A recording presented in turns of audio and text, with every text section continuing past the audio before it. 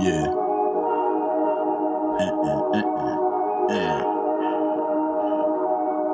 B.O.D. Look, tracked by real boy for the B.O.D. Spit by the fit, OGCOD. Open up your ears, cause we the key. Man, you ready for change? Yo, we gon' see. Making strong men who gon' take the weight. Each one teach one, learn from my mistakes. I'm talking De La Soul, cause these is high stakes. You moving too fast, youngin', apply the brakes. You need to evaluate the friends you got. Tighten up and slide like a Wednesday night. Learn a lesson, don't matter if you win or not. I got friends that's in the box that lost trying to win the block. They say the revolution won't be televised. How about a podcast with two intelligent guys? Don't stress your competitive size. The bigger the blessing, the wetter the eyes. Everything in due season to create a new world that took y'all a few evenings. And we won't stop until we're all eating. Organized. Welcome to the board meeting.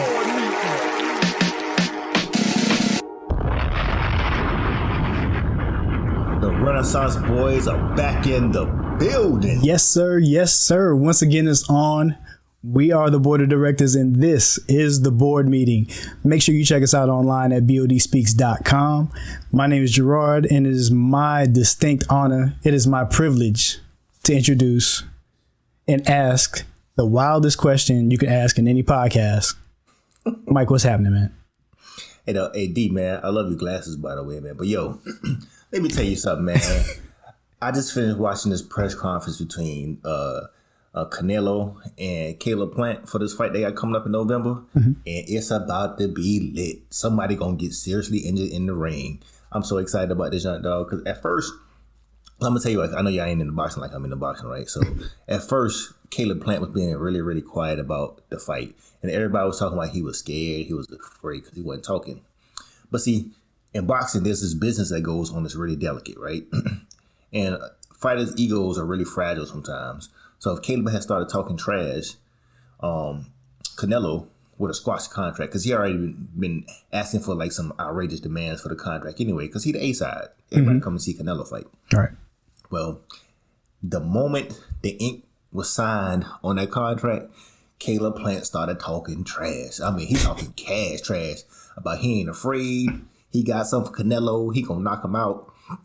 He been talking about his drug use, telling me he a cheater, all these things, right? So at the press conference, and this is the first press conference, what they do is they come out and they do the face-off thing before they sit down and start talking. Right. But during the face-off, I don't know how bad Caleb Plant talked about Canelo Mama, but he made that man put hands on him right there in front of the joint. And the commentator who was back, he was like, "No," he said, "No, you won't get paid." you fumbling the bag. So they was about to get it on like right there. So I went back and watched it again. I said, hold on, maybe this is staged. Because after Canelo pushed him, Caleb Plant walked back up on him and then swung at him. But he didn't have his fist closed. He had his hand open. And Canelo ducked him.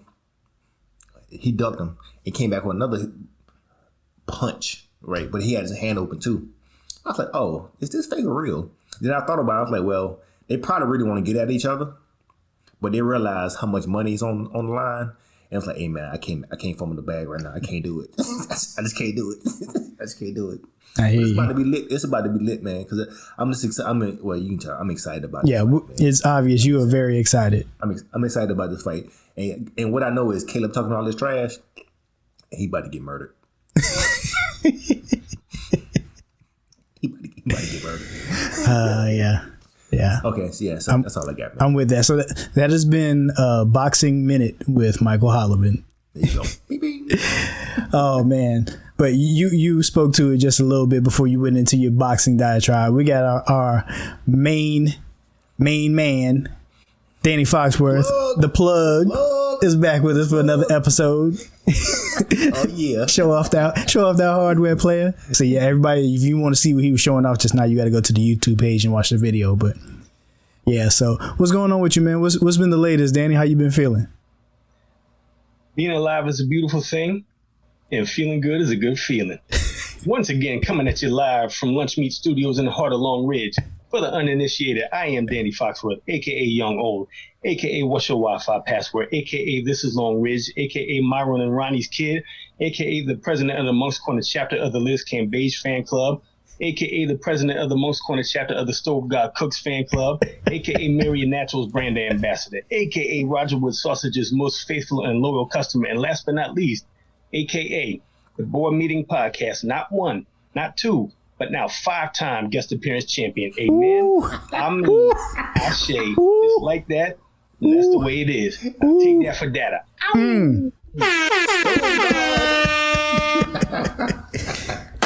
Welcome in the morning, but the plug come late night. Let's go. That's what I'm talking about. Boy, that's an introduction right there, boy. That's an introduction right there. Welcome back, 5-time champion. Yes, boy. I'm like you've been back so many times. I don't even know. We keep counting. Like I had lost count. I forgot how many times you've been on, man. Yeah. You're more like just part of the podcast versus being a guest. You just the third member now, almost. Exactly. Word. I accept that. Oh man. So yeah, it's been a minute. I'm trying to think when's the last time you was on was back in June. We had with the birthday. All of us had birthdays in June. So yeah. Birthdays, yeah. Yeah. So it's been a minute, man. Since then, we've got an NBA champion. Football season has started. Mm-hmm. You know, so far, you know, I found some wood to knock on. All our teams are undefeated. Hey man, I say this though. I say this, man. Hey man, the Raiders look good. Don't say it. No, don't do that. Too late. That question, no. Cause see what you're doing is you opening up a can of worms that I am not going to defend, even as a Raider fan. No. I'm telling you, if anybody out there is asking, are the Raiders for real? The answer is no. Okay. The safe money is on. No, they are not. While I welcome you to join this bandwagon, we must require that not only that you be vaccinated and wear a mask, but we need you to also buy bust insurance, because this joint will blow up with you on board. I promise you, it happens every year. We come out strong, we look like we legit, and then we wet the bed for about 4 games in a row, and then all of our playoff hopes that we had go crash and burn. So no. I reject your statement. We do not look good. We look lucky. Way to support your team, though. That's what I'm talking about. Hey, look, I am not a pessimist. I am a realist. When I looked at the schedule, them first 3 games, I don't even know who we play next. I know I had us picked to go 0-3 first 3 games because I did not believe we could beat the teams that were on our schedule. I just didn't believe it. Hey, keep hope level, dog. Keep hope level. Look, man, when we clinch for the playoffs, then I'll get just a little bit excited. Just a little bit excited. Until that moment, I do not believe it. Fool's gold. It's been a while since you've been there. It's been... When was that year we lost because Carr broke his hand? I don't remember. It might have been 2018. So It's been a few years. We've been to the playoffs recently, so to speak. But yeah, I don't believe it. Okay. Danny, how you feel about your quarterback, man? I tell you what, man, he's been exceeding my expectations for sure. I mean, you got the albatross known as the New York Jets off your neck. I mean, sky's the limit. God bless him, man. Sam Darnold, man, he's doing his thing, man. I was a little apprehensive at first, but hey, I can't say nothing bad. Okay. But that defense, Lord have mercy. Man, I'll be Birdman hand rubbing looking at that defense. Yeah, the defense Carolina does look strong, man. I'm not even gonna lie. Through 2 games, we got 10 sacks and 21 QB hits. Oh, that's pressure right there. Yeah, they've been getting to him. Mm-hmm. So yeah, I think right now we got the top defense in the league. Yeah, I was about to say I think they were the number 1 defense, at least as far as yardage and points allowed. Yeah. Yep. And we got the Texans on Thursday night. Yeah, so that should be easy money right there. Yeah, and Tyrod Taylor's out too. Exactly, with a rookie quarterback. Oh man. Y'all about to have Thanksgiving dinner. Macaroni and cheese, please. Yeah, hold the carrot salad. Yeah, no carrot salad. No carrot salad. If you know, you know. No, what's up? So you anybody playing fantasy football?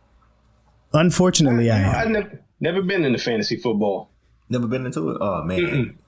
We had a run for a while, man. We played fantasy football, and I had to get myself off that narcotic. I would be at work literally all day long, checking the waiver wire, looking at stats, texting people, "Hey man, let's talk about this trade with your player such and such." And I'm like, man, I don't do no trade. Like that was my work day was fantasy football. I had to get myself off that narcotic, man. No, it's my favorite stuff is whenever I used to go watch football games at the bar, and some of the regulars or some of the servers who are super invested in it, they'll see me watching the game. They'll run up to me, "Yo, who scored that touchdown?" And I'll be like Muggsy Bogues. just tell them a dumb name, just so they leave me alone. They just leave me alone, dog. Like, yo, I do not care. Yeah, I've been out of fantasy football, I'd guess probably about 4 or 5 years. And I got dragged back in this year because my cousin needed another player so they could go ahead and draft. And I was like, all right. So now every Sunday, well, actually every Wednesday night before the Thursday night game, I'm making sure I don't have nobody in the Thursday night game. Now every Sunday, like before kickoff, I'm sitting there like, all right, they're questionable. Are they going to start? Are they going to play? Or are they going to get ruled out? And I'm just like, I got off this for a reason, man. I was just like, why did I get sucked back into this? Hey, plug. I was just about to say, he's slowly being dragged back in. Oh, man. Don't do it. Reconsider. Read your literature, dog. I'm saying, man, like, I'm doing it as a favor for my cousin. But look, man, I'm not built for this no more, man. I don't have the disposable time to dedicate to checking the waiver wire, to being in the chat room where everybody else is talking about, what's going on. Like, I don't care at all. Like, I'm just making sure I got my lineup set and I got the best players I could possibly get in position to do what they can do. And I'll check it on Monday morning. That's it. I don't care. All right, hey Danny, we gotta bring you back on around week 7 or 8 so we can check on that progress, see how much you care. Don't care anymore. Listen, I'm 1-1, so I got a dub. I'm not going winless, and that's it. Like, I already know I got a problem coming down the line. I got Russell Wilson and I got Tom Brady, both of them on a bye on the same week. I'm gonna have to figure something out. Somebody getting dropped. Those your 2 quarterbacks? Those are my 2 quarterbacks. All right. So, well, let me come on in. Now I'm in it. Come on, you join in with me now. I don't play fantasy football, but like quarterback points, they're easy to get, man. As long as you got a starting quarterback, you're gonna make a bunch of points because that's the way the league set up now. Yeah, you say that. You say that. I say that. Yeah, I think I remember one time Joe Flacco got me -2 points when I needed 3 to win.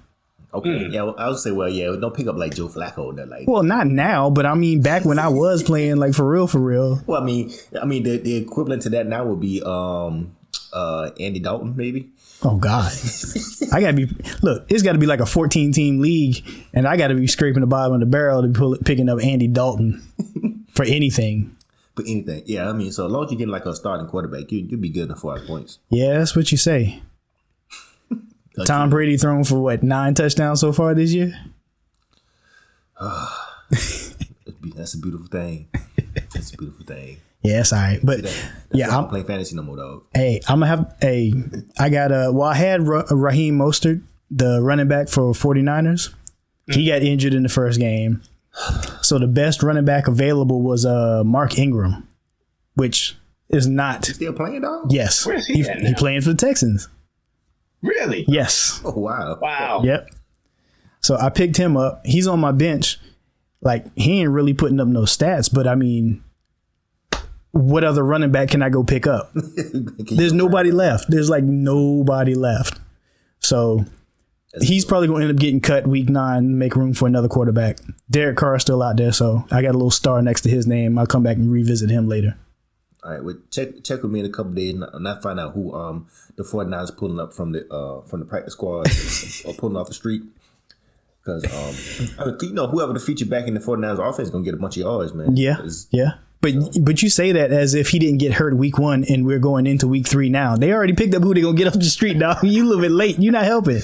No. We had 3 running backs go out last game. Oh wow. Some more running backs. Yeah, they getting hurt like crazy. Hey, y'all about in as bad a shape as Baltimore is. We're looking like last year. Well, there's that too. Glad last year. All right, I'm sorry, man. I got us off track, man, talking about fantasy football. My bad. No, you still ain't tell it. Well, we never really got about how you feel about the 49ers so far this year because y'all undefeated too. And I'm not even going to front and say that y'all look like y'all look good because I'm like, I ain't really watch. So. Well, no, we're looking pretty average. We were predicted to be maybe a Super Bowl team this year, but everybody hurt now. All our running backs hurt, so we're looking average. I'm hoping we make the playoffs because the Rams are looking really good. Yeah, like world beaters, as long as Matt Stafford don't get hurt. Yeah, and the Cardinals, they're always a tough team to play, man. Even if they don't beat you, they'll scare you to death. Yeah, because Kyler Murray's a bad man. He's a bad man, boy. He's a bad man. Yeah, and then, of course, you got Russ cooking. So, as long as they let him Russ cook, man, he's going to be a problem. And he's always a thorn in the side for us, man. So, it's going to be difficult coming out of the division. So, we're looking real average right now. At the beginning of the season, I was hyped. I was like, psh. I was like, Jimmy, I give you the week 5, dog. You out of here. Oh, like bring on Trey, dog. Bring on the fireworks. But now I'm like, we ain't got no running game. Trey, marinate. Yeah. On the offense. Get acclimated to the NFL life. This time. Yeah. That's how I feel now. Let Jimmy go out there and take them cracks, man. Bad. All right. Well, yeah, we definitely gonna have to rejoin again a little bit later in the season to figure out what our teams look like when things start getting for real. Oh, yeah. Yeah, then we can, really talk about what we see out here in the streets. Bet. All right, so I want to introduce a new segment that's called Tell Them Why You Mad. Tell them why you mad, son. All right, so check this out. Listen, so I'm at work today, right? What y'all please, Nat? I'm at work today, right? And we have so many ways to communicate with each other. We've got email, we've got telephones, we've got Microsoft Teams, which is basically like instant chat, instant message. So I tried to call somebody on the telephone. Now, the thing you need to know about our work phones is that they have caller ID, and you don't have to know somebody's number to call somebody back once they've called you. All you got to do is go down to their name, hit redial, or call, and it calls that other person. Calls right back. So I called somebody. They didn't answer. Apparently they were on another call in a meeting. So they go to Microsoft Teams and sent me a message saying, I'm in a meeting. Can I call you when I'm done? I respond back and say, sure, no problem. Bet.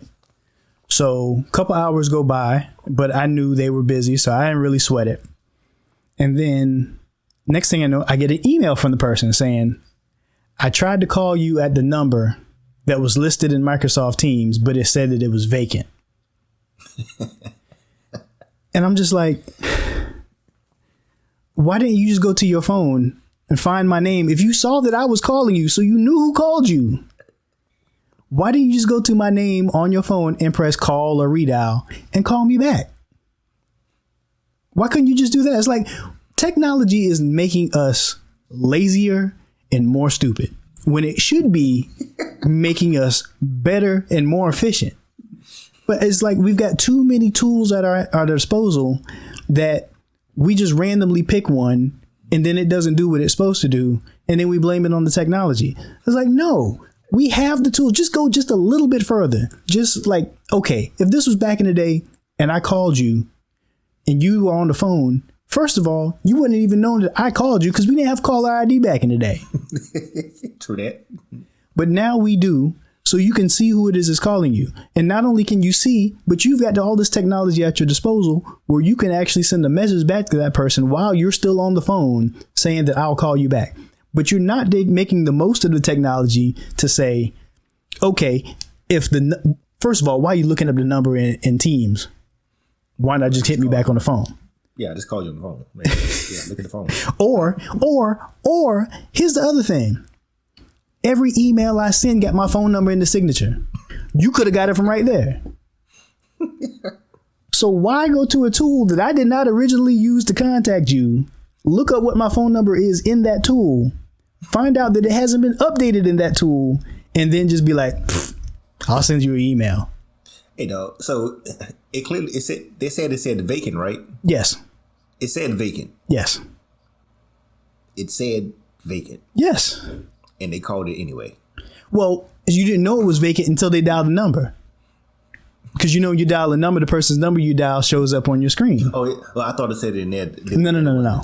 All it is that my old position, my contact information in Outlook, as far as my extension, has not been updated since I moved to a new department. Yeah.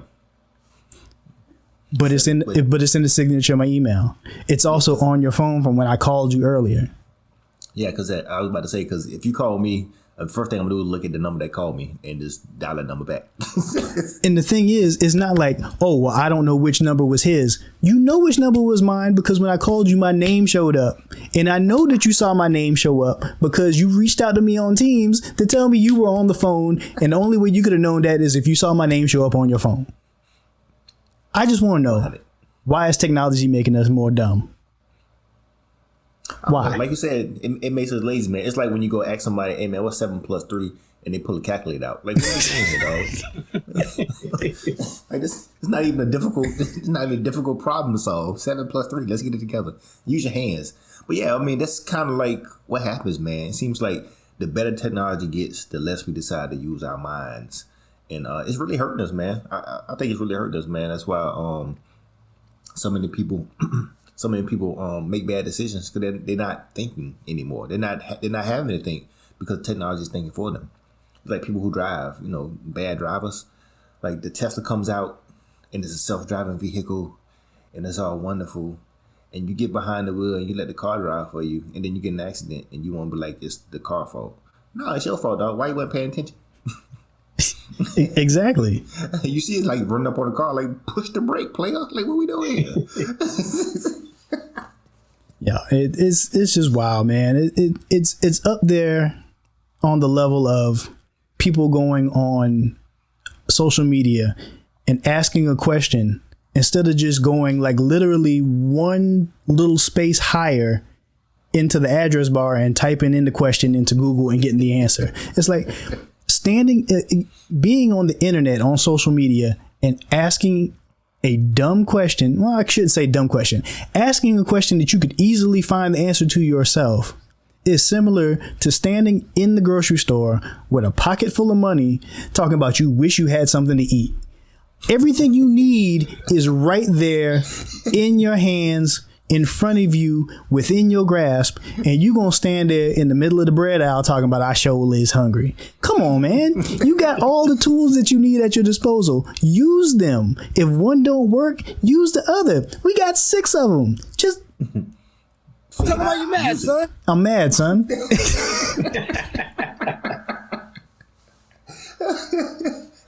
The things technology do to us. It's frustrating, man. We should be living much happier, easier lives than we are. But instead, we have relied on technology to do even the simplest tasks for us. We should be doing them for ourselves. Yeah, like it's popping that we got the microwave. I can throw my bag of popcorn in there and get it popping. You know what I'm saying? I don't have to put on the stove top with the Jiffy Pop. Shake it back and forth. Right. Shake it back and forth. Shake it back and forth. That was kind of lit, but the popcorn wasn't all that good anyway. It was just popcorn. Sometimes it got burnt. Yeah. Ooh, yeah. So what a time. One time. So primitive, shaking it over the stove. Like caveman. Like, you did what? You did what? Yeah, it came in like this aluminum pouch or foil container, whatever you want to call it. You just heat it up and shake it. Yeah. This is for the youngins out there who have no idea what I'm talking about. You've come a mighty long way. A mighty long way. I forgot about that, man. I just thought about it, just like You forgot about Jiffy Pop? Yeah, I forgot about Jiffy Pop, dog. Yeah. I forgot about Jiffy Pop. They used to be like a treat.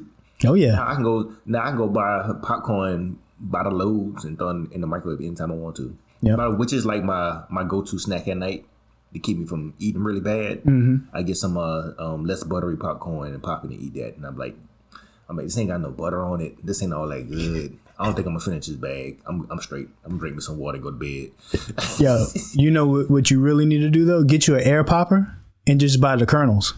Just buy the kernels. Yep, because then you don't have to worry about the oil because it's all air that pops it. Get you a little bit of that spray butter. Yeah. Spray it on Shake a little salt on it. Done. Keep it moving. Yep. Okay.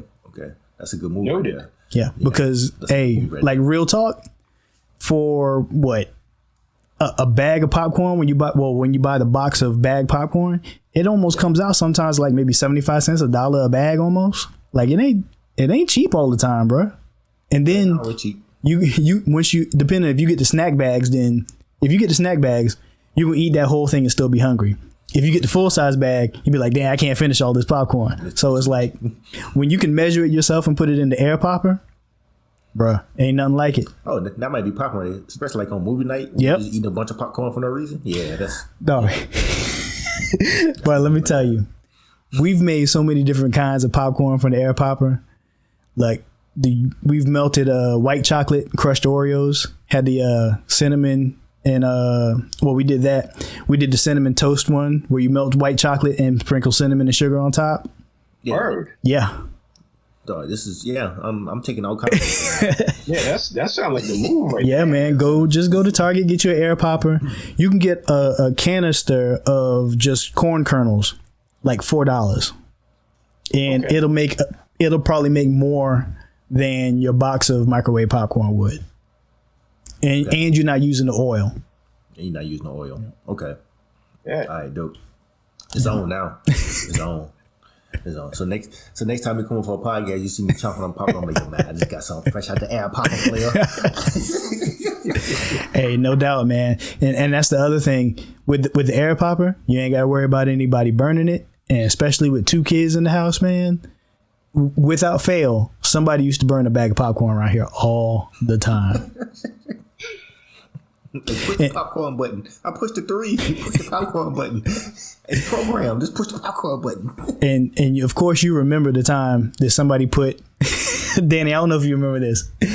Somebody in this house put a bag of instant grits in the microwave because they thought that it was a bag of popcorn. Bruh. Bruh. Yo, it's like, who is burning popcorn? I look in the microwave, open the door. It's just a bag of Quaker instant grits, like the little just add water and microwave joints. Yeah. I thought it was popcorn. And normally the question would be like, "Can you read?" But at the time he was like maybe 5 or 6, so no, he actually couldn't read. He couldn't read. Oh God. Yeah, I was saying, depending on the brand of popcorn, it does take a different time. Mm-hmm. Yeah. Every brand don't take the same amount of time to pop. Yeah, that's ill. Yeah, it's true. So, yeah, I would not recommend that you microwave instant grits in the pouch for 3 minutes in your microwave. It's going to take you a couple of weeks to get that scent out of your house. Mm-hmm. Ooh. Just letting you know. Bet. Ooh. That's worse than fish grease in the house. Yeah, well, yeah, fish grease. Yeah, fish grease is bad. Well, honestly, any grease is bad because that smell just kind of lingers in there, hangs in the air for a long time. But yeah, fish grease might be worse. Yeah, like fried chicken, it smells good while you're doing it, but when it's done, oh man, yo man, who fried chicken in here, dog? Just air freshener all over the place. Who fried chicken? I know. Yeah, if I'm deep frying like chicken or fries or something, we fry that outside. Do it outside. Yeah, do it in the garage or do it in the backyard. Same here. Yep, that's the move. Yep. All right, so I want to move on to another new segment called the group chat. All right, so this is where we talk about a topic that we've been talking about amongst ourselves in the group messages. And one of the most interesting things that we discussed in the last couple of days has been which NBA player has the ugliest signature shoe. Now, Danny had a good one. Danny, I'm gonna let you start it off, because when I saw that one, I was like, damn, that might be uglier than the one that I thought I was thinking about. I said the same thing. Ooh, that's bad. That joke was ugly. Yeah, them Matumbos, man. Ooh, wee, yuck. These shoes were so whack. Ooh. Yeah, it's like they tried to do like an African theme. Yeah. But it was like, how can we do an African theme without doing kente? And it was like, we'll just use all the colors from kente, but none of the designs. It was like, bet, print it up. Print up. You know, and I forgot to go on YouTube to see if they still had the commercial for it, because I remember the commercial. It was like super African theme. They were like Dikembe, Mutombo, Dikembe, Mutombo. And I remember at the end he goes, "Nobody flies in the also Mutombo." Like, it was terrible. I think I might have been in 5th or 6th grade when it came out. I don't remember this. I don't remember that at all. I don't think I remember that commercial at all. Yeah, and I used to watch all kinds of NBA Inside stuff. He just put the shoe out. Wow. And then they had the 55 on it. And then the fives were shaped like, I guess, African shields. Mm-hmm. So because they had the point at the bottom, it's like, ooh, y'all really leaning into this real hard. Yeah. They're dipping into a little too deep in the water. It looks so bad, though. Now, it's horrendous.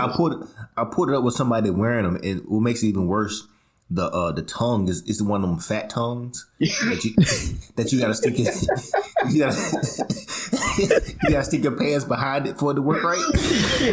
Oh, it looks so bad. That is not the look. That shoe is horrendous. Oh my goodness. And this is the other thing, though. I was like, I don't know why, but it seems like that shoe and a bunch of other shoes from back in the day, why were they so high? Like, I understand they were high tops, but them joints like came up to like mid calf, dog.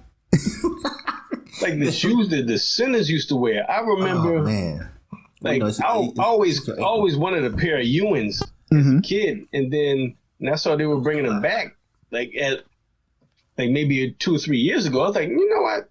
Because always one of my things is buying shoes that I either had or wanted as a kid.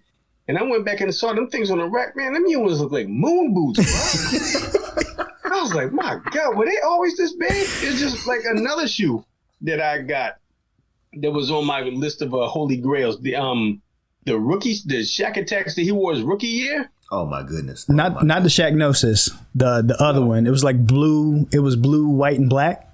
Yes. I think I know what you're talking about. Yes, and I got a pair off of eBay, but it wasn't that color. The colorway was like the LSU colorway. I was like, yo, that's dope. And just full disclosure, I wear a size 14, so everything is going to look silly on me. As far as shoes go, man.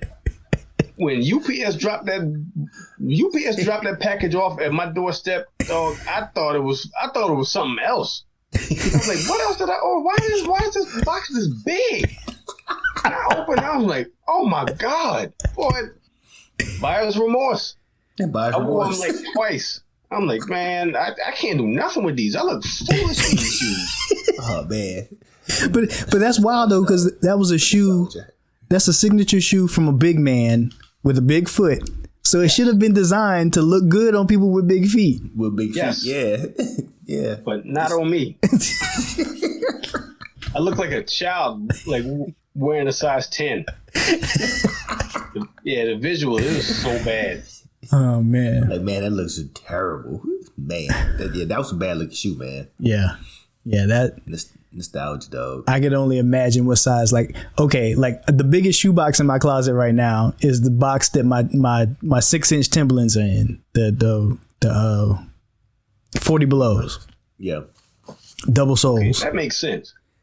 So if I could only imagine if a shoe is that high of a high top and you wear a size 14, did they have to deliver that joint on a flatbed? Yo? I mean, that joint had to be huge. That's a big box, though. That's a big box. You dropped it off like a helicopter dropping off rations. It came on a pallet.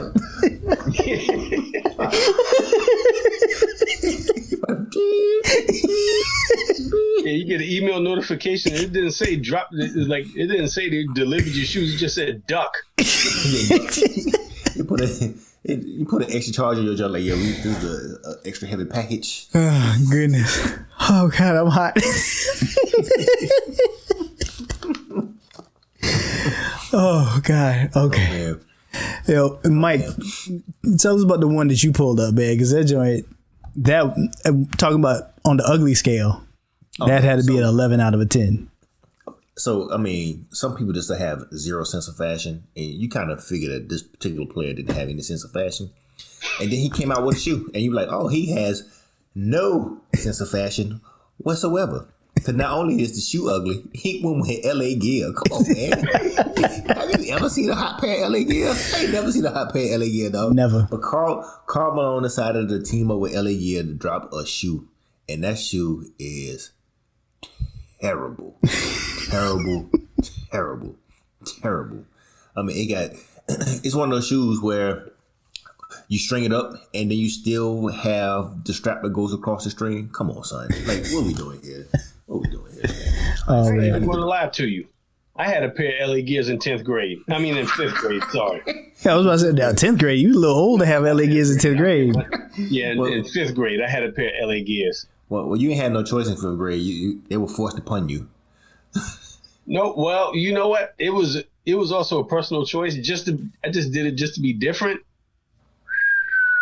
You was different, all right. Different, huh? I showed up to school How many times after Christmas break, and I should have wore a flame retardant suit. I roasted.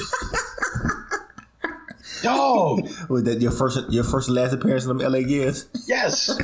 I wore them once. I was like, man, I ain't never wearing these again. Were they the joints that lit up, though? No, they were. Oh, dog, I forgot about Yeah, because that's the first thing I think of when I think of LA Gears. I think of shoes that light up. Have those. Yeah. Didn't they originate the light up shoes? When they the first one to do that? I think so. Yeah, because they had commercials like that was the hot joint. I'm like, nah, dog, that's not dope at all. It's not dope at all. Yeah, so I'm looking at these Karl Malone shoes, right? Mm-hmm. So they tried to, like you said the other day, man, they tried to copy the Jordans a little bit. They got a little mesh on the side. Right.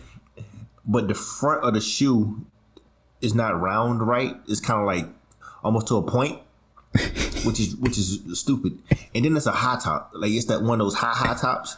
Yeah, where you got to lace it up to like mid calf. Mid calf, yeah. But all right, so and the top of the high top is what is again it's the bulky joint, right? So it's all fat. Yeah, it's puffy. It's all fat and puffy up top. It just looks so terrible, dog. Well, that's terrible, and I think partially it was that way because back in the day they could not conceive of a low top or a mid basketball shoe. Like, how can you play basketball, jump, come down, and land with no ankle support? Like, you just couldn't figure that out. I don't understand because they used to ball in Converse. In Converse, they got. But they high though. They high. You don't need a brace or ankle support when they lace them up to your kneecap. I mean, it's just a sock with grip on the bottom of it. Really, you know what I'm saying? Like, it's barely that because it for sure ain't no arch support. You know what I'm saying? You can go get a pair of them from the Hawaii spot over here. Get you a pair of socks. It'd be the same thing as a pair of Converse, man. Like, why you out here playing in them grip socks? No, these Converse. These Converse. These New Drakes. Oh Lord.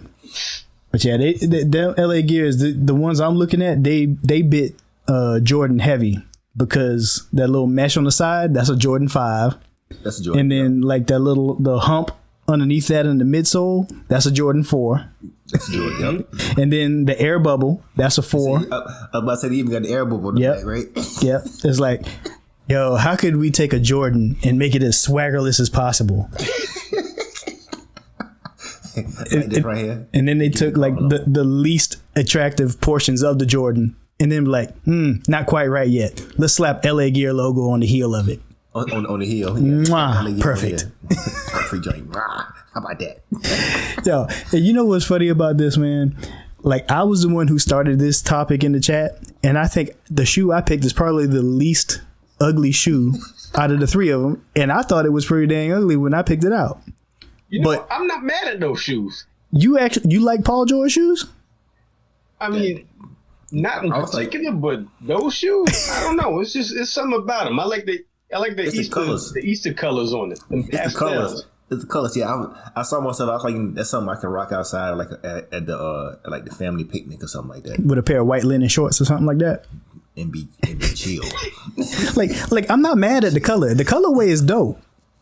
But these are the most swaggerless shoes that I've seen in the last 10, 15 years from an NBA player. It's like, there's nothing. I've never seen a pair of Paul George shoes that I was like, yo, I might have to get a pair of these. No, never. You said recently? You seen something uglier than a Paul George shoe recently? I mean, besides his play in the bubble? Oh, I mean, yeah, outside of that. Oh yeah. You remember when Alonzo Ball first came out and his pops came out there running that Big Baller brand? Yeah. LeBron shoes. Just like dress shoes. Come on, man. I'm gonna have to look up a picture of them to refresh my memory. But I don't remember. We playing basketball. What we doing out here? I don't remember them being ugly so much as they just generally looking off brand. That's ugly. But, I mean, okay. Like, I've seen off brand shoes. I'm like, oh, those kind of dope. Like, for instance, I think if you trying to really just go for the fake out and nobody look at your shoe too long, you get them a pair of Shaqs because they all look like Jordans. They all look like okay, that's kind of dope. But even though you kind of biting off of what Jordans look like, I kind of like what you got there, and it's more affordable. I can understand that everybody's in a financial situation to drop a bag on shoes like that. Yeah, but not only are these shoes, these Paul Georges, ugly, but they cost a grip too. It's like I'm not paying $120 for that. That's how much they are? I'll look it up for you right now. I guarantee you that shoe is over $100. And then it just changes my like, oh man, them shoes ugly, dog. $120, them shoes ugly. The PG5 is on Nike.com right now for $110. Come on, son. You can get a pair that look off like a knockoff pair of Jordan Bred 4s for $65.97. But I'm pretty sure at size 14 they ain't got your size. Oh no, I've given up hope. Dog, the only place I can go to get shoes in my size, like in stores, like Burlington Coat Factory. No. And even then, the shoes in my size, I got two choices. Like I said before, two choices. I can either get cleats or cleats. Yeah, I'm assed out. all your shoes online, dog. The outlet is slim pickings. Everything's everything's special order. Times are hard on the boulevard. Yeah, man. I'm looking like it all looks like brand new. These PG shoes are 110. The matter of fact, the ones I sent y'all the picture of, there was the pastel colors. They're 110 right now on Nike.com. Wow, man. So sneakerheads, man, y'all chime in, man. What's your ugliest shoe too? I want to know what your ugliest shoe is. I need to know. I know it's more ugly shoes out there than us, man. By an NBA player though. Yeah. Well, good news, Danny. They have those pastel Paul Georges on Nike.com in size 14. Well, look at God. As a matter of fact, they have every size in those ugly shoes available. You know why? Because they ugly. Lucky me. Every side. You want an 18? They got it. 17 in stock. 16, come and get them. Nah, I got distracted looking for how much these Paul George shoes cost. Yeah, so while you doing that, I looked up the Pat Ewings again because I felt like D did, man. I was like, yo, them Pat Ewings were so dope back in the day. And I'm looking at them like, what was I thinking? Yo, they look chunky back in the day to me. What was I thinking? Them joints look mad puffy. All right, so I found it was the Zo2 Prime, I guess is what the shoe was called. Oh, and just so you know, they're selling on StockX right now. The lowest ask is $6,000. I know you lying. If I'm lying, I'm flying. What? Man, what? You said $6,000? Did I hear that correctly? You looking at the camera? You holding it up. Jeez. Yeah. Look how bad that shoe looks. It doesn't look bad to me. It looks like I'm about to go bowling, dog. I mean, yeah. Look, I understand. Everybody got to start somewhere, right? So everything that's popular now wasn't always popular. It once was a new brand, had to be introduced. It gained popularity, and now it's a household name. I understand that. The shoes just it doesn't look bad. It looks off-brand. Like, okay, take this. Take Giannis. You should price it as such, though. Mike, come on now. Cocky person to cocky person. You gonna place a low value on something that you come out with and you create? I don't think so. If you're really trying to build a market for it, I mean, that you do the right thing. Yeah, I mean, according to who? Well, according to sales, because they ain't getting none. Well, all they had sold out, and now you can only get them on StockX for like $6,000. Yeah, I think they made like 200 of them or something ridiculous. So it wasn't that many they made. Look, Nipsey was out here selling mixtapes for $100 each. If you believe in it, somebody will buy it. He was getting it. You're right. He was getting it. Oh, they got these white pair out here, dog. Oh my goodness. I'm on StockX too. Oh my goodness. Oh, they got the Laker colors on them. They look even worse. And somebody bought a pair of these black Zo 2s for $990 on September 10th, 2021. So they've sold a pair recently. I mean, if I was making over $1 million a year, I would go buy my own shoe for that much too, just to make it look like I was buying them. Hey man, well, let me see. Can y'all see the purple ones? Can y'all see them? The purple, the liquor color joints. Yep. I can't see the price because your background is blending in with your phone and your shirt and your chair. Make us a man, baby. Make us a man, baby. Make us a man, baby. Yo, and Daddy said that your background looked like the Belly movie cover. It was like, yo, that was a perfect description. Because all I see is a neck, head, and hands. All I need is the context, dog. All I need is the context. Ready, steady, are you ready? Oh, man. Yeah, so I like you said, man, I want to hear from everybody else also. If you're listening, you got to find a way to get in contact with us. Matter of fact, send us an email at questions@bodspeaks.com and let us know what your favorite ugly signature NBA basketball player shoe is, because I'm sure, I don't know, the Paul George, I'd put my choice at number 3 next to y'all's too, but there's got to be something else out there that's uglier too. And them Ewings, I think they were ugly also back in the day. I just want to state that I was on it first, or off it first, I should say. He was off it first. Yeah, I ain't go from when I saw him back in the day. I was like, oh, I gotta give me a pair of them joints though. Yeah, me too. Andre Ferguson had a pair, and I was like, man, I'm trying to be like him. I rolled up. We had this store in Camden, South Carolina. You know, I tell y'all, like, everybody from Camden think they're from the city, right? They think they're from New York. So we had this store. Why do you think that? But go ahead. We had this store downtown called New York Fashions. Oh, we had one too. Yeah, that was one of them in Moss Corner. Yeah. Well, matter of fact, was it a New York High Style? I can't remember. It was New York something. I believe it was New York Fashion. New York Fashion. Okay. Yeah. So I rolled up in there, and they had them new ones up on. It was up on the top shelf, and they were gray. And I was like, yo, man, let me see them traits. And I was like, oh, these joints are fire. I was like, how much these joints cost? And he told me the price, and I told him to put them back on the shelf. You know, I was young. I ain't had no money, man. Keep hope alive, dog.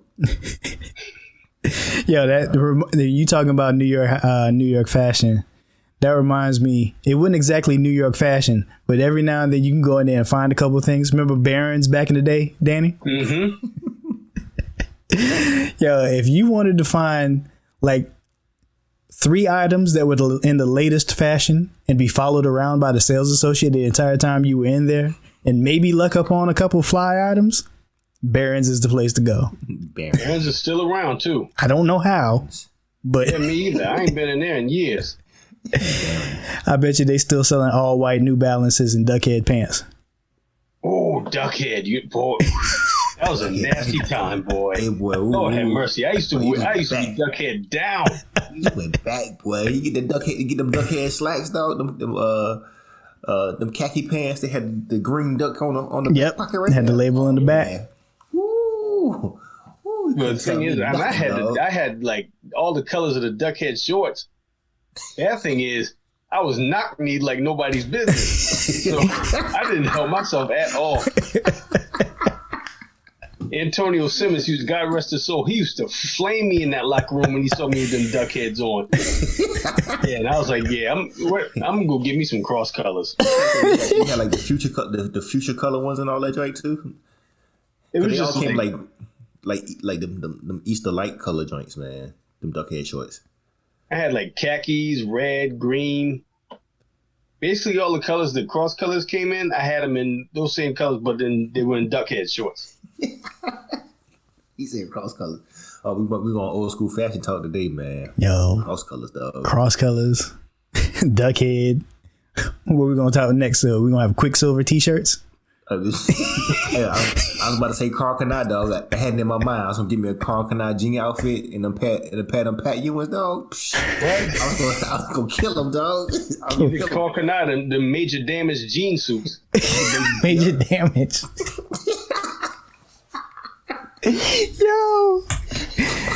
Yo, get that in a Walker Wear sweatshirt.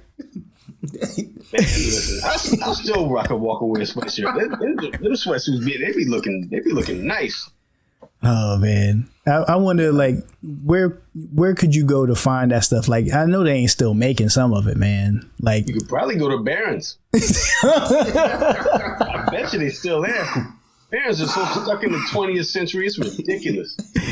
Yeah, and you know what? You probably ain't wrong, man. I'm guarantee you they still got some back stock that they ain't sold out of yet. I was about to say, you know what? While you playing, I might go in there on my lunch break tomorrow just to see what's going on. Take pictures, dog. I'll say I need pictures. I need to see if that store has changed any in the last 25 years because I swear it's been that long since I've been in there. I seriously doubt it, man. That used to be the spot for my Easter suits. Oh yeah, man.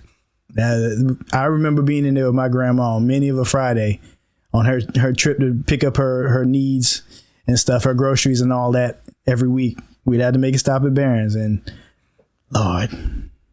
Take a picture of the sign too. I want to see the sign. It's like neon, like a neon. No, come on now. Sign. Neon. No, it's not neon. Yeah, you lucky if they got a lit sign. It's just wooden. Just wooden. And I'm not even sure it's above the door. It might be on the ground next to the building. Matter of fact, I'm gonna make a note on my phone right now. Go to Barron's on my lunch break. Yes, I need that picture. I need a picture. Yes. I wonder if they still got it divided like they used to back in the day. Like they had, didn't they have like a men's side and a women's side? Yep. And like, of course, the men's side had fewer items than the women's side, of course. But I just remember it being divided down the middle. Yeah, man, that was way back in the day for me. What kind of suits did they sell? They had pretty much like I described before, 2 or 3 double-breasted. Yeah, 2 or 3 fashion like in style things for the time, and the rest of it was just like old man city. Okay. They stay with a pair of Stacey Adams. Of course, they know their target demographic. Yep. Oh man, but yeah, it wasn't nothing like going to New York fashion though, and getting that royal blue suit with the royal blue derby with the royal blue shoes to go with it. Not the derby, yeah. Hey dog, you know this Sunday morning service fresh right there, boy. Yeah. Look, listen, you can always tell when somebody who ain't never been nowhere think they stepping out when all they whole outfit is monochrome, but in a wild color that nobody ever really wear monochrome in. like your suit, coat, your tie, your pocket square, your hat, your shoes, and your socks are all like Kelly green. We know you ain't never been nowhere. You ain't got to tell us. You don't have to say a word to us. We know there ain't no mall in the city you grew up in, okay? We know. The only thing that would make it clear is if you left that cloth tag on the sleeve of your suit coat. That's the only thing that would make it let us further know. The cloth tag. That's what I'm talking about, dog. The cloth tag. Like you know that come off, right? No, a lot of people don't. That's the thing. Come on, right? They don't. You know they come off. Like we know, but they don't. And they swear they styling too. Swear they styling. Yesterday, you was about that suit yesterday. It's still on picture, right? Listen, man.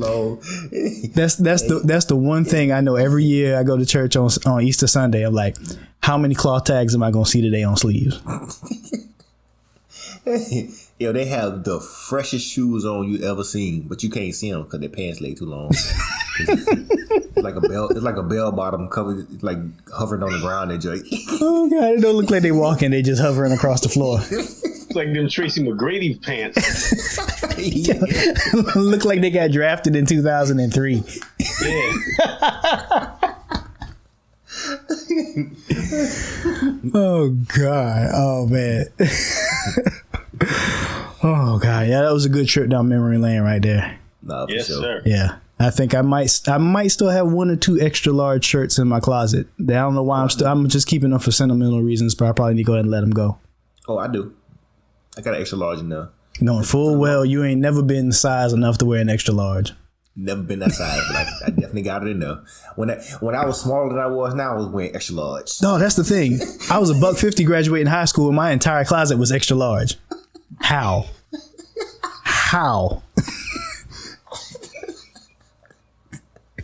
Yeah, I still remember my mama telling me, that shirt don't fit you. Like, yes, it do.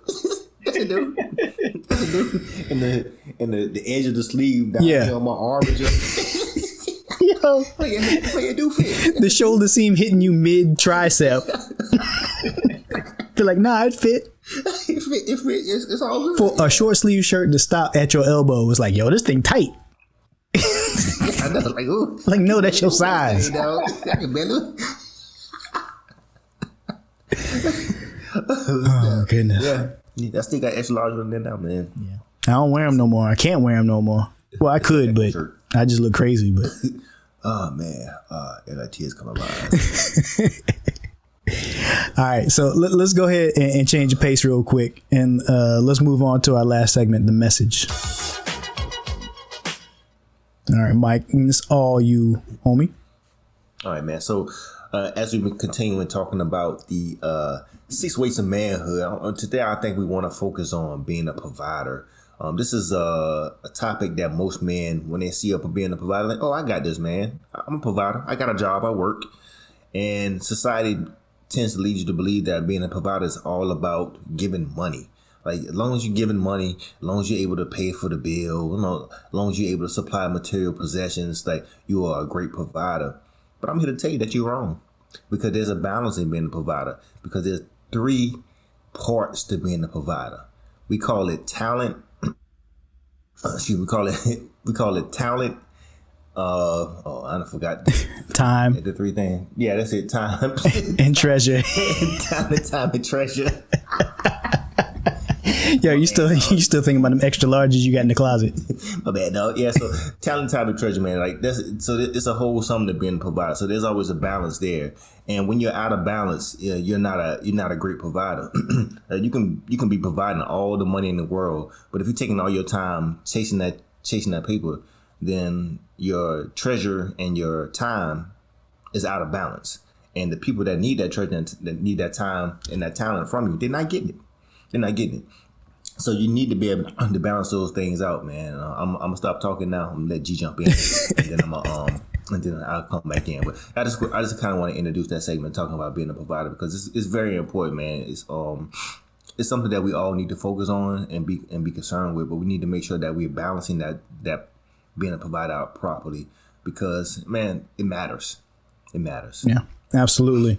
And I think one of the strongest examples that comes to mind is that, whenever there's a custody dispute and a man and a woman end up in the court system, determining how the child will be cared for, there is what happens to be called child support.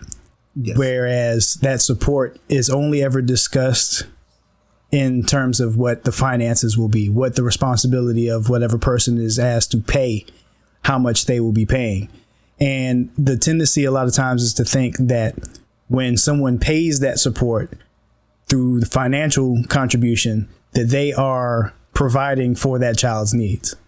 But what ultimately ends up falling short is that there's no mandated requirement for time to be spent, not even quality time, just time period. That's not established in that arrangement.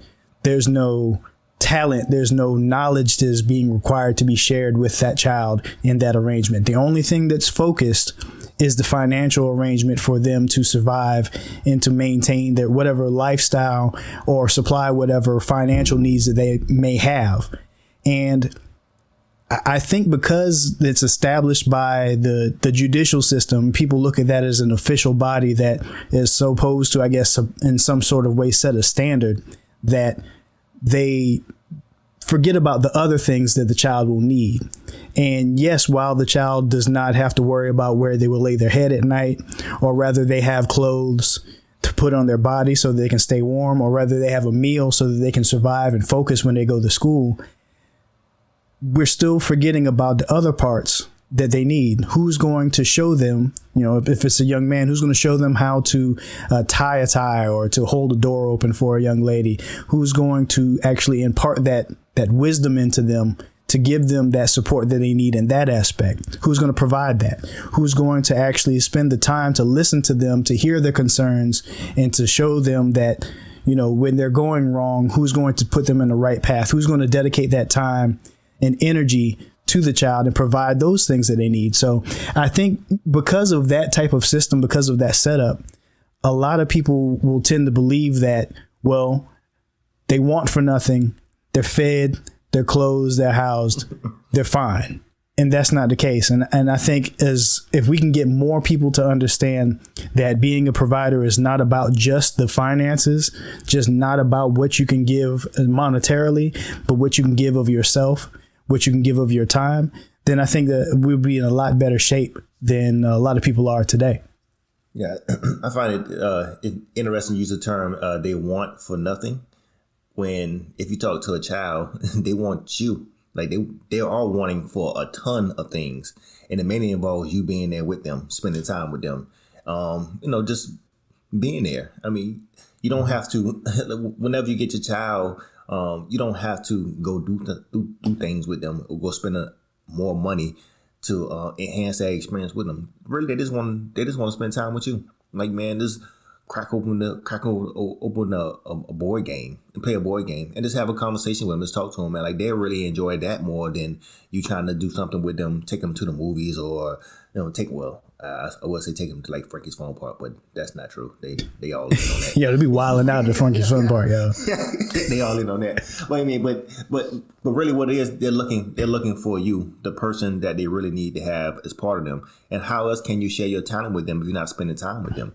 But they got to get an opportunity to get to know you, be able to trust the words that you're telling them, that you're putting them on, that you guide them in the right way. Just hopping in and say, hey, man, check this out, and then hop back out. I mean, that's not beneficial to the child at all, because they're not getting from you what they really need. Yeah, they're getting the financial support, and they're probably totally unaware of the financial support that you provide anyway, because that money doesn't go into their pockets directly. Yeah, it's not like it's going in their hands. Yeah, it goes into the adult who's responsible for them, right? So they're dealing with that. So they're really unaware of the financial responsibility and burden that you're taking care of for them. What they're really concerned about is you, the person. What can you do for me outside of those things, man? And kind of moving away just from children, man. So just think about it in terms of your friends in general. Like, nobody wants a friend where the only time they show up is, hey, man, I got your meal today, and then they leave. What kind of friend is that? I don't even know who you are, dog. Like, I appreciate you paying for my meal. Yeah, but that's all you are to me now. You're just a meal ticket. You're not really somebody that I can go to when I need something, or somebody I can talk to and confide in when I really have something I need to share, or if I got issues or problems going on, somebody can come to and say, man, I need your advice on these things, because you haven't established yourself as somebody I can trust or is going to be there for me, because you ain't got time for me, dog. You ain't got no time for me.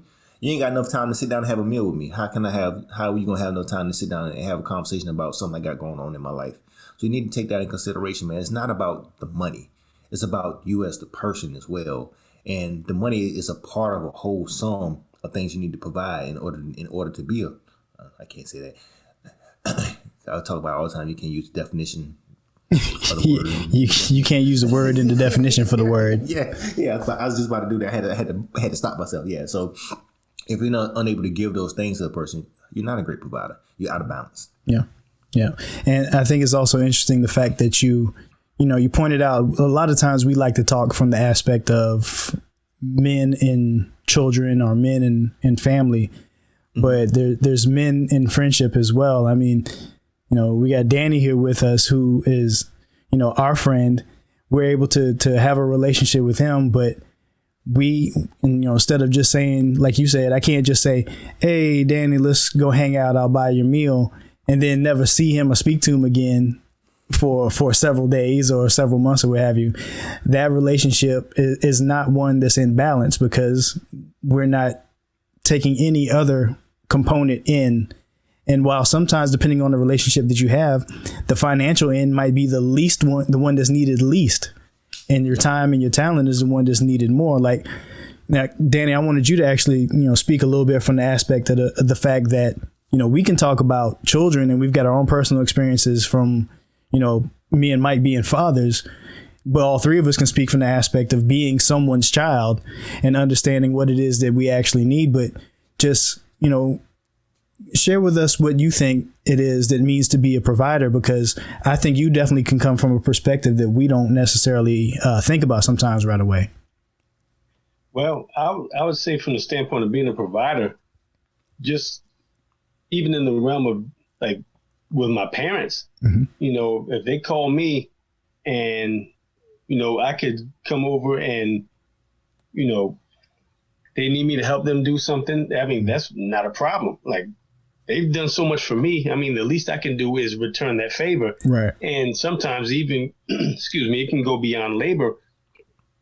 Just providing a listening ear. Like maybe about a couple of months ago, I was riding around with my mom one day, and we had a very in-depth conversation in terms of talking about mental health, because she was dealing with some things that I was completely unaware of as far as like with mental health. And she, revealed to me that she was seeing a therapist, when she gave birth to me.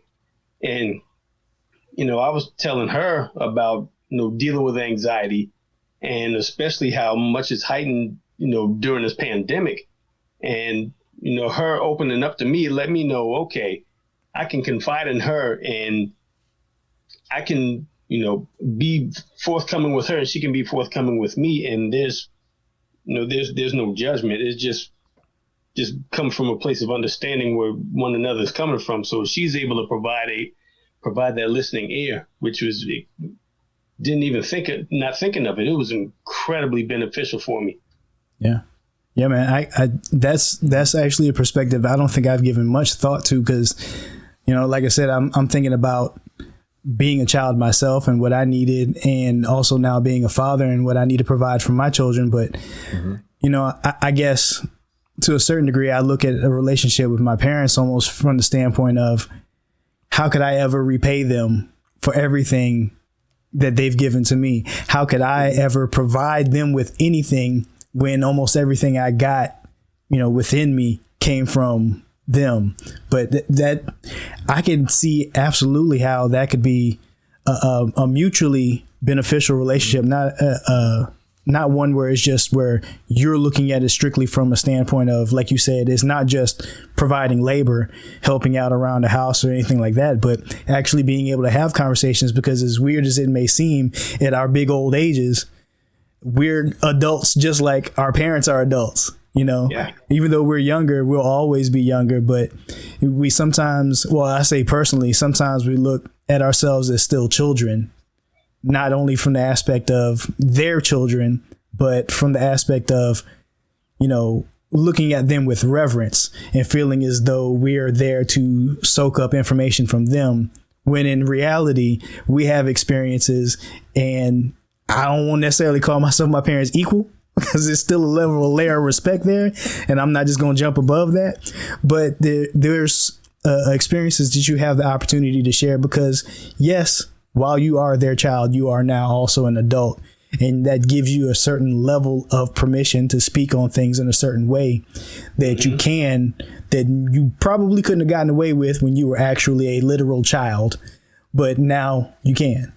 Yeah, it's like they were authority figures / superheroes, and now it's like you're talking to them. It's like a friend talking to another friend. Yeah. Hey, bro, I'll tell you, man, nothing will make you realize that your parents are human than having your own children and realizing that, oh, y'all was just making this up as y'all went along, because I sure don't know what I'm doing. Yeah, they were just doing the best that they could. Doing the best they could with what they knew and what was available to them. And, you know, sometimes we will laugh and joke that, you know, grandparents ain't nothing but your parents getting old and now realizing they trying to get into heaven. But real talk, man, as you grow and you get older, you realize what it is you know and what you don't know. And some of the concepts and thoughts that you had when you were younger, you realize, and you live long enough, hopefully, to realize that some of those things weren't what you originally thought they were. And it really can change your perspective on the world and your outlook on everything. So, yeah, you know, if you got the opportunity to tell them, man, tell them you understand, because everything they told you, you understand when you have children or when you grow up and you get older. Yeah, it's true. You will. Yeah, absolutely. Absolutely. And you have to think about it too, man. It's like with your parents, like you're an adult now. So your experiences and perspective on things in this current world is going to be different than what they have. Mm-hmm. So they do kind of lean on you sometimes because you more submerged in this new world. You more, you've been more exposed to a lot more things that's happening, like happening now. Technology, social media, things of the nature they're not very familiar with and really hesitant to be a part of. So, so when they do come to you about those things, man, you do have a different perspective and a healthy enough experiences that they never experienced or had ever before. So you can offer them some advice or some insight on some things that may be happening that they can take in, you know, and whenever they're talking to their friends or they're going back and talk to their therapist or just talking to you in general, they can use those things and be like, okay, all right, so I see, I understand it a little bit better now. And it helps them because you're providing that time they need. Mm-hmm. It goes back to being a provider. Like your listening ear is time. So you are providing something that's needed for them, because you could be like, I'm too busy, I'll call you back. Mm-hmm. Or just text me to just leave me a voicemail. You could do that, but no, you pause. And not only it's not even on the phone, it's in person, which is even more personable. You know what I'm saying? Because now you get a chance to be around that energy. Because you know when you're around people, man, the energy is a little different. True. Yeah, so it causes them to share more. It causes you to, kind of share some of the experience you have. Like, because how often have you been talking to somebody and started really sharing and like, you know what? I think the same thing too. Mm-hmm. It makes it easy for you to share as well, man. So then you can really have a deep dive into what's really going on with your emotions and really help each other out. And versus just saying, hey, man, I'm hurting. And like, man, dog, I feel you, man. Yeah, because I think the one thing we realize or don't realize enough is that sometimes one of the best things we can provide is our perspective. You know, and that, you know, a lot of times also it's good to just listen. It's good to have just a listening ear or a shoulder to lay on or whatever. But sometimes you're going to need to just give a little bit more. And regardless of what you think your limited life experience might be, the opportunity sometimes to just share things from a different line of sight can help people understand or clear things up, even if you think that they should be someone who should know more or be more experienced than you are. So, you know, we like to focus on the money. You know, next probably would be, you know, the things that are easy to provide as far as tangible labor, things of that sort. But sometimes it's your insight is that one thing. You can't put a finger on it, but just your ability to provide it can provide so much relief to the person who ultimately needs it to move forward with whatever it is that's challenging them. So, yeah, man, provision comes in so many different shapes and forms. And I think for us to focus on any one aspect of it is to do a disservice to all of the other aspects that it has the potential to have and to contain. So, yeah, don't sell yourself short by thinking, you know, you paid a bill, you moved a chair, you moved some furniture, and you're providing. There's so much more that you can provide other than just time and labor. That's right, man. No, do not put yourself in a box, man. Get outside that box and realize it's more than just that box, man. It's a lot more to provide than that. And Danny, man, thank you for sharing, dog. We really appreciate that, man. Yeah. Not a problem, man. Yeah, absolutely. And when you get outside that box, if it's that shoe box that you had dropped off at your house, make sure that you dispose of that crate properly. Bring it full circle. Hey, you know I had to do it, man. That's all. You know, break it down, make firewood out of it. You know, whatever you got to do. recycle responsibly. That's right. Oh man, yo, this has been a fun episode, man. I always enjoy talking to y'all, especially you, Dan. And glad you was able to join us again, man, for another episode. Man, take an opportunity, share with the people where they can follow you on social media and where you'll be posting this when it comes out, so that they'll know to come back and follow us. Because we always get like 3 or 4 more followers whenever you post about us. So go ahead and plug us into your network by plugging your network. Well, you can find me on Instagram and Twitter at Foxworth Danny. You can find me on Facebook at Danny Foxworth. I ain't hard to find. And my Cash App is also Danny Foxworth. No doubt. Drop some ends from a man. Yeah, greens, bills, dividends. Make it happen. Yes, sir. Yes, sir. All right, y'all. So this has been another episode of The Board Meeting. Make sure y'all check us out online at bodspeaks.com. You can find us on social media. As we like to say, the only 3 that matter are Facebook, Instagram, and Twitter. And all 3 you can find us at The True Board. And until next time. That's what's up. Shout out to Barons. You about to bring y'all some business, dog. Hey, I'm going to hit y'all up tomorrow. Oh, man. Peace. Peace.